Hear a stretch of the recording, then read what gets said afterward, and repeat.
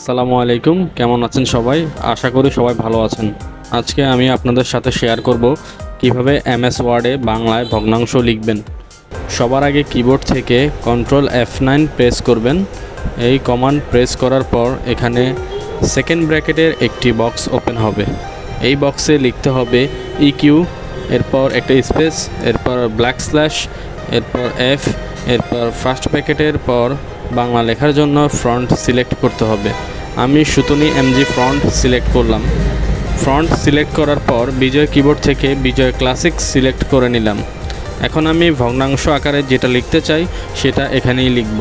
প্রথমে যেটা লিখব সেটা হচ্ছে লব, অর্থাৎ উপরে থাকবে। লব লেখার পর একটা কমা দিতে হবে।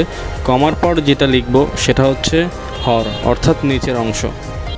হর লেখার পর ফার্স্ট ব্র্যাকেট ক্লোজ করে এরপর ওই লেখাটার উপর মাউসের রাইট বাটন ক্লিক করলে একটা অপশন আছে টগলি ফিল্ড কোডস। বাস এটা ক্লিক করলে আপনার হর লব ভগ্নাংশ লেখা হয়ে যাবে।